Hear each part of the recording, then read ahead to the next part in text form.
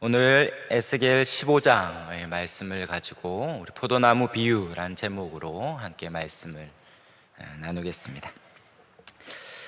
오늘 말씀은 여호와께서 에스겔에게 이 포도나무 비유를 통해서 말씀하는 내용입니다.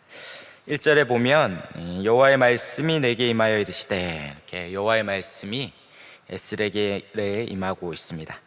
2절에 보면 인자야 라고 에스겔을 부르며 2절에서 5절까지 포도나무 비유를 통해서 말씀하고 있습니다. 이 포도나무 비유는 여기 15장뿐만 아니라 앞으로 17장, 19장까지 하나님께서 말씀하시는 핵심적인 비유로 계속 등장하고 있습니다. 그리고 6절부터 보면 6절에 그러므로 라고 시작되면서 주 여호와께서 이같이 말씀하셨느니라 라고 앞에서 나왔던 이 포도나무 비유를 해석해 주고 있습니다. 그렇게 크게 두 부분으로 포도나무 비유와 그 해석에 대한 말씀으로 15장이 되어 있습니다. 이 비유는 특별히 해석할 필요가 없을 만큼 분명하죠. 바로 이스라엘은 포도나무 같은데 그 포도나무는 열매를 맺지 못하는 포도나무이기에 바로 잘려져 불타 없어질, 바로 이스라엘의 그 멸망에 대한 심판의 메시지를 담고 있습니다.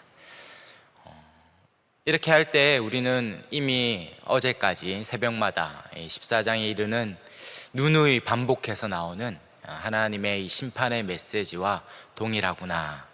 그래서 때론 무미건조하게 식상하게 읽을 수 있는데요, 특별히 오늘 15장은 앞에 나왔던 내용과 다른 특징이 특별히 있습니다. 뭐냐면 바로 이 비유로 되어 있다라는 것이죠. 15장 2절부터 5절에 이 비유로 되어 있는데, 이 비유가 이 시의 형식을 가지고 있습니다. 그래서 히브리인들, 특별히 유대인들은 이 시를 기록할 때 아주 두 가지 중요한 방법을 사용했는데요, 그것이 바로 하나는 비유고 하나는 평행법이라고 불리는 겁니다.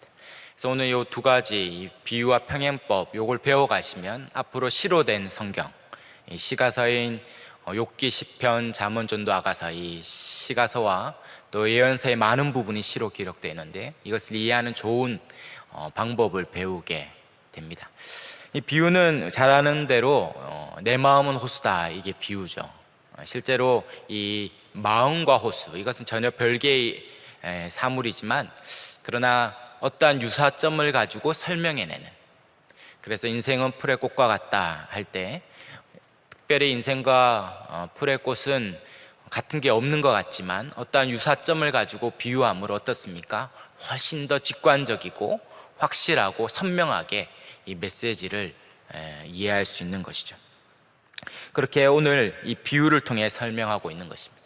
나단 선지자가 다윗을 향하여 비유를 통하여 그에게 죄를 지적할 때 다윗이 그렇게 지독하게 회개하지 않던 다윗이 그 메시지의 충격 가운데 내가 죄 없다라고 말할 수 없도록, 그렇게 비유는 그렇게 강력한 메시지를 줍니다. 또 한 가지는 이 평행법이라는 것인데요, 이것은 뭐냐면 두 문장이 이어서 나오는데 이 평행된 이 두 문장이 조금 다른 것 같지만 그러나 차이를 통해서 더 풍성하고 분명한 메시지를 준다는 것이죠. 그렇게 오늘 이 비유와 평행법이라는 것이 사용되고 있는데요, 한번 2절을 먼저 같이 보실까요? 특별히 2절은 정확하게 평행법이 되어 있습니다. 첫 문장이 어떻게 되어 있습니까? 2절에 보면 포도나무가 모든 나무보다 나은 것이 무엇이냐, 이렇게 되어 있죠. 그리고 그 다음 문장은 더 진전되어 있습니다. 포도나무뿐만 아니라 순서는 좀 다른데요, 그 포도나무 가지가 모든 나무보다, 이제는 다음 절에는 어떻게 되어 있습니까? 숲속의 여러 나무 가운데보다 나은 것이 무엇이냐, 묻는 것이죠. 포도나무가 모든 나무보다 나은 것이 없느냐. 더 진전되고 더 친밀하게는 포도나무 각 가지 어느 하나, 숲속에 있는 모든 나무의 가지 어느 하나 비교해 봤을 때 나은 것이 있느냐? 없다는 게 없다. 3절은 어떻습니까? 3절도 평행법이죠. 그 나무를 가지고 무엇을 제조할 수 있느냐? 더 나아가서 뭐라고 얘기합니까? 그것으로 무엇이 더 풍성하게 설명되죠? 무슨 그릇에 걸 못 하나, 작은 못 하나, 나무 못 하나 박아서 작은 그릇 하나 걸 그거조차 만들 수 없을 만큼 소용이 없다, 이렇게 이야기하는 것입니다. 결국 결론적으로 무슨 말입니까? 포도나무는 그 나무 자체로 생각할 때 하나도 가치도 없고 소용도 없다라는 것이죠. 그것은 백향목처럼 제목이 될 수도 없고 향나무나 소나무처럼 어떠한 관상용으로 쓸 수도 없는, 그 나무는 나무 자체로는 아무 쓰잘데없는 것이다 라는 것이죠. 그러므로 포도나무가 가치 있고 그것이 소용이 되려면 그것은 어디에 의미를 두는 것입니까? 잘 아는 것처럼 열매. 포도나무가 열매가 없다면 아무 소용이 없다, 지금 이야기하는 것입니다. 과실수가 과일이 없으면, 열매가 없으면 그 존재의 의미, 목적이 없다라는 것이죠. 그래서 예수님께서 마가복음 11장에 잎만 무성한 무화과 나무를 보고 어떻게 하십니까? 저주하사 뿌리채 말라서 심판을 받는 것입니다. 그렇게 열매가 없으면 다 잘라져 버려 불태워지는 것입니다. 어떤 분들은 이렇게 얘기하면 너무 이렇게 잘라버린다고 하니까, 다 불태워버린다니까 너무 선뜻하고 매정한 거 아닌가 이렇게 느낄 수 있는데요, 제가 이 비유를 잘 이해할 수 있는 계기가 있었습니다. 제가 나름 이 포도밭 그 사나이인데요, 이 부모님이 은퇴한 이후에 귀농을 하셔서 포도 농사를 지으셨어요. 그리고 지금은 이제 사과 농사를 지으시는데, 어느 날씨 사과밭에 가니까 이제 기존의 노목을 다 뽑아내고 사과 나무 묘목을 다 심었더라고요.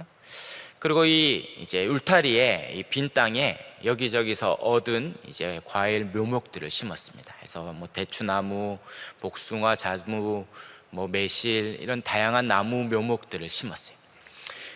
원래 과일 나무는 한 3년 있어야 열매를 거두지 않습니까? 그래서 3년 동안 사과나무도 잘 크고 옆에 있는 나무는 뭐 크게 돌보지도 않았는데 잘 컸습니다. 그래서 때가 되어서 사과나무도 열매고 복숭아, 자두, 뭐 대추 이렇게 무럭무럭 주렁주렁 열매를 거두었죠. 그런데 특이하게도 이 울타리에 심은 여러 나무 중에 한 나무만 열매가 없는 거예요. 열매가. 그래서 올해는 없지만 내년엔 있겠지. 근데 나무는 엄청 크고 잘 자라고 잎도 무성한데 해가 지나면 지날수록 아무 열매를 거두지 않는 것입니다. 그래서 이제 어떻게 하나 하는데, 이 문제는 이 나무가 너무 커져서 옆에 있는 나무들을 찌르고 과일들을 상하게 하고, 문제는 그게 너무 크고 높은 울타리에 있으니까 이 그늘을 지게 해서 이 사과 나무조차 영향을 미치기 시작했습니다. 사랑하는 여러분, 이 열매 못 맺는 이 큰 나무 정말 크거든요. 그리고 잎사귀도 무성해요. 정말 보기 좋아 보여요. 이 나무 어떻게 할까요? 그냥 둬야 됩니까? 잘라야 되겠죠. 그래서 오늘 여름에 제가 휴가 때 가서 이렇게 자르기로 했습니다. 잘라야 되죠. 나무가 열매를 맺지 못, 특별히 과일 나무가 열매를 맺지 못하면 그것은 잘라 버려지는 것이죠. 하물며 동물 식물가인 이 포도나무, 이 포도나무가 열매를 맺지 못한다면 그것은 다 잘라져 뿌리째 뽑혀지는 것입니다. 포도나무는 철저히 그 생명이 열매에 있는 것이죠. 하나님께서 이스라엘 백성을 향하여 포도나무다 이렇게 부르는 거죠. 그런데 문제는 하나님이 그렇게 열매 맺지 못하는 부족하고 그렇게 허약한 묘목을 심은 게 아닙니다. 기본적으로 하나님은 극상품 포도나무, 최고의 종자인 이 포도나무를 심었다라고 말합니다. 시편 80편 8절에서 11절에 보면 주께서 한 포도나무를 애굽에서 가져다가 민족들을 쫓아내시고 그것들을 심으셨으니 주께서 그 앞서 가꾸셨으므로 그 뿌리가 깊이 박혀서 땅에 가득하고 그 그늘이 산들을 가리고 가지는 하나님의 백향목 같으며 그 가지가 바닥까지 뻗고 넝쿨이 강까지 미쳤다. 하나님께서 애굽에서 이스라엘 백성을 건져서 가나안 땅에 심을 때 그것은 최고의 포도나무였죠. 그리고 그것이 자라서 백향목같이 번성하여 땅에 가득했다라는 거죠. 그 가나안 땅은 원래 어떻습니까? 풍요의 땅, 풍성의 땅이죠. 12정탐꾼이 가서 정탐한 이후에 포도나무 가지를 두 사람이 이 나무 막대기에 메어서 메고 올 만큼 그렇게 번성한 땅이었습니다. 그래서 열왕기상 4장 25절에 솔로몬이 사는 동안에 유다와 이스라엘이 단에서 브엘세바에 이르기까지 각기 포도나무 아래에 무화과 나무 아래에서 평안히 살았다. 그렇게 평안히 살 만큼 모든 이스라엘 백성이 단에서 브엘세바까지 그렇게 풍성함을 누릴 만큼 하나님이 번성케 하셨다라고 말하고 있습니다. 그런데 지금 어떻게 되었습니까? 오늘 우리가 읽었던 에스겔 15장 4절에 있는 것처럼 그들은 열매를 맺지 못하여 불에 던질 땔감이 되었다라고 말합니다. 땔감 정도가 아니라 불에 두 끝이 다 사르고 또 그 가운데도 태워서 원래도 제조에 소용이 없었는데 이제는 아예 불살라져서 다 없어져 버렸다라고 말하고 있습니다. 이제 아무 소용에 무가치한 자가 되었다라고 말하고 있습니다. 그것이 바로 바벨론에 멸망하고 있는 이스라엘 백성의 처지다라고 말하고 있는 거죠. 우리가 읽었던 6절부터 이 비유를 정확하게 해석해 주고 있지 않습니까? 바로 포도나무를 불에 던질 땔감이 되게 한 것 같이 바로 내가 예루살렘 주민도 그같이 할지다. 7절에 그들을 내가 대적할 것이다. 그들이 그 불에서 나와도 불이 그들을 사르고 내가 그들을 대적할 때 내가 여호와인 줄을 너희가 알리라. 8절에 내가 그 땅을 황폐하게 하리니 이는 그들이 범법함이라 말씀하고 있죠. 그들이 임할 이 심판, 하나님의 심판이 얼마나 큰지 불에 사를 때 뛰쳐나온 그 포도나무마저도 다시 끄집어와서 다시 불길 속에 태울 만큼 극심할 것이다 라고 말하고 있습니다. 그것은 역사상 이스라엘 백성에 임한 심판과 같은 것이죠. 바로 여호야김 왕 때 그렇게 저항을 하다가 그 왕은 죽고 이스라엘 백성은 포로로 한번 끌려갔죠.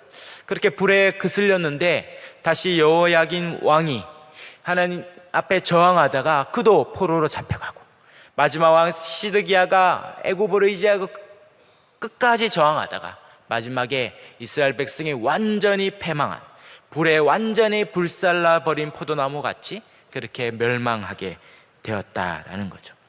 그것은 단순히 열강의 틈바구니에 있기 때문이 아니다는 거죠. 바로 하나님의 적극적인 대적과 심판이었다 말하고 있습니다. 8절에 하나님이 황폐하게 한 것이요 그 하나님의 심판의 이유는 뭡니까? 바로 그들의 범법함이다 라고 말하고 있습니다.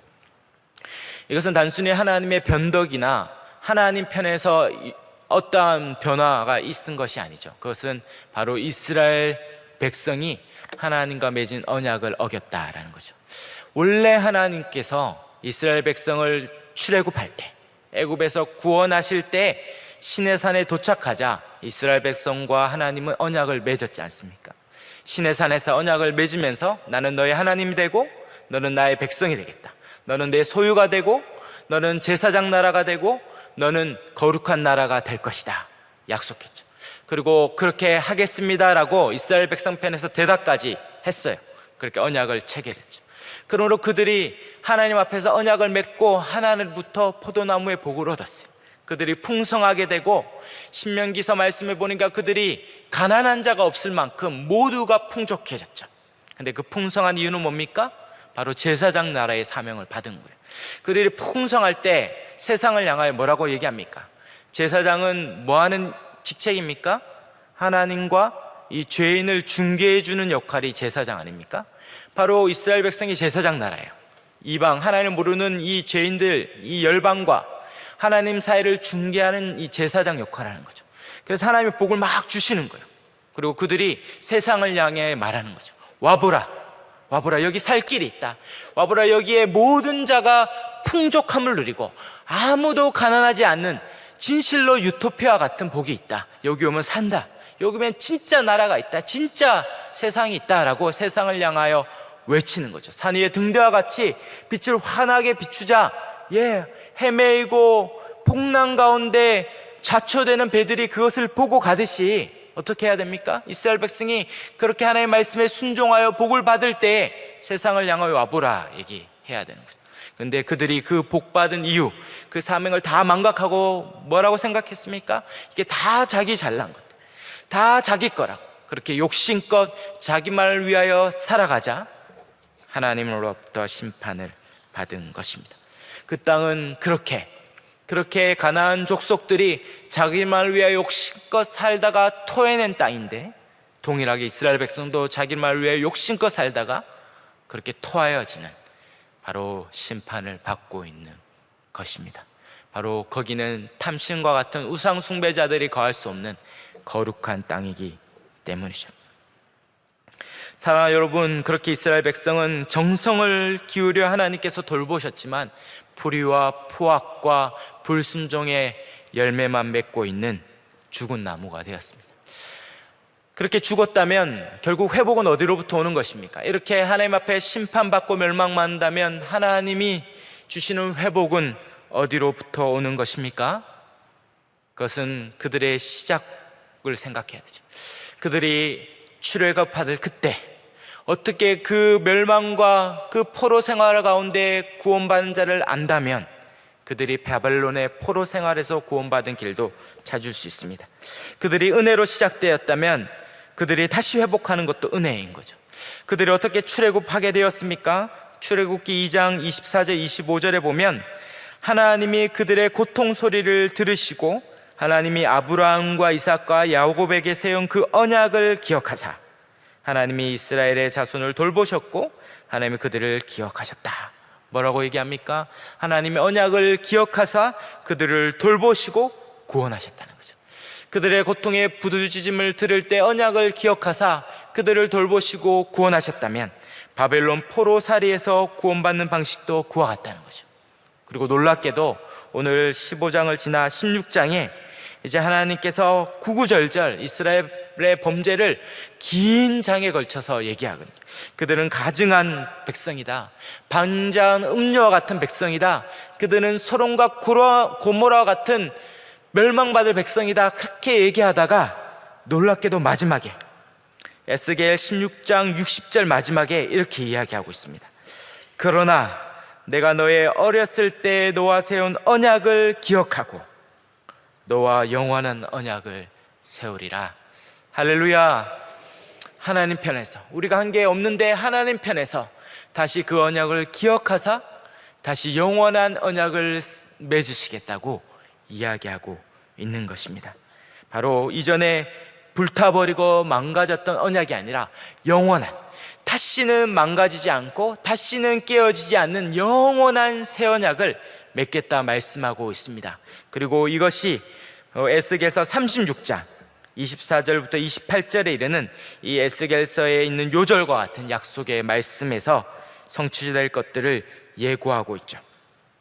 마지막 제가 한번 읽어드릴 텐데요, 에스겔서 36장 24절에서 28절에 내가 너희를 여러 나라 가운데서 인도하여 내고 여러 민족 가운데서 모아 데리고 고국 땅에 들어가서 맑은 물을 너희에게 뿌려서 너희로 정결하게 하되 곧 너희 모든 더러운 것에서와 모든 우상 숭배에서 너희를 정결하게 할 것이며 또 새 영을 너희 속에 두고 새 마음을 너희에게 주되 너희 육신에서 굳은 마음을 제하고 부드러운 마음을 줄 것이며 또 내 영을 너희 속에 두어 너희로 내 율례를 행하게 하리니 너희가 내 규례를 지켜 행할지라. 내가 너희 조상들에게 준 땅에서 너희가 거주하면서 내 백성이 되고 나는 너희 하나님이 되리라. 아멘.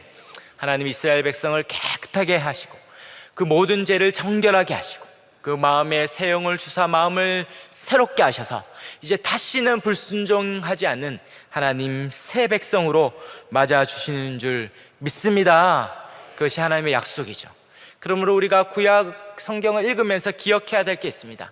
아무리 구약 성경에 심판이 나오고 멸망이 나오고 저주가 나오고 어둠과 같이 짙어도, 그러나 그것을 그대로 읽으면 안 되고 우리는 구약이 아니라 신약의 백성 아닙니까? 이미 구약의 모든 예고와 모든 예언이 성취된 신약의 관점에서, 예수 그리스도가 이미 오셔서 다 이루었다 말씀하신 신약의 관점에서 구약 성경을 읽어야 돼요. 그러므로 그 저주와 심판과 그 모든 멸망에 대한 그 선언이 어떻게 됐습니까? 신약에 이르러 예수 그리스도가 그 십자가에서 그 모든 우리가 당해야 될 멸망, 예고했던 모든 저주, 모든 하나님의 심판을 다 받으시고 죽으시며 다 이루었다 하셨으니, 구약의 모든 말씀은 바로 우리에게 복음이요, 약속의 은혜요, 하나님이 주시는 하나님의 약속의 성취인 줄 믿습니다. 그러므로 심판을 읽으면서도 복음으로 받아야 돼요. 멸망의 복음 말씀을 들으면서 이게 복음이구나, 저주가 선언되고 있으면서도 불신자처럼 듣지 말고 신자처럼 그 약속이 다 예수 안에 이루어진 성취된 복음으로 들을 때 예수께서의 모든 심판의 말씀도 우리에겐 복이 되는 줄 믿습니다. 포도나무는 다 멸망하지만 마지막 예수님이 이 포도나무 비유를 통하여 우리에게 뭐라고 얘기하고 있습니까? 우리가 잘 아는 요한복음 15장 5절에서 7절에 나는 포도나무에 너희는 가지라, 그가 내 안에 내가 그 안에 거하면 사람이 열매를 많이 맺나니 나를 떠나서는 너희가 아무것도 할 수 없음이라. 사람이 내 안에 거하지 아니하면 가지가 밖에 버려져 마르나니 사람들이 그것을 모아다가 불에 던져 사르니라. 그러나 너희가 내 안에 거하고 내 말이 너 안에 거하면 무엇이 있는지 원하는 대로 구하라, 그리하면 이루리라. 아멘. 가지는 능력이 없어요. 그러나 가지가 포도나무에 붙어 있기만 하면 그 줄기로부터, 외부로부터 오는 모든 자양분과 양분을 받아서 그 가지 끝까지 밀어내어 그 가지 끝에 풍성한 열매를 맺는 줄 믿습니다. 이 밤에도 우리가 기도할 때 너희가 구하는 대로 이루리라 약속하신 이 말씀을 의지하여 구하는 저와 여러분이 되시기를 축원합니다. 가지가 포도나무에 붙어 있으면 열매를 맺습니다. 열매로 알리라 했습니다. 그것은 내가 내 자원, 내 원천이 아니라 하나님으로부터 오는 그 능력과 원천으로 맺게 해주신 줄 믿습니다. 오늘 그 열매를 풍성히 맺음으로 하나님 앞에 날마다 은혜로 살아가는 저와 여러분이 다 되시기를 주의 이름으로 축원합니다. 아멘. 이 시간 우리 말씀 의지하여 주님, 오늘도 포도나무에 붙어있는 가지처럼 주여 은혜를 주옵소서. 풍성한 은혜로 살 때 날마다 풍성한 열매를 맺는 인생이 되게 하여 주옵소서. 우리 주여 한번 간절히 찾고 기도하다가 돌아가겠습니다. 주님 찾고 기도합니다.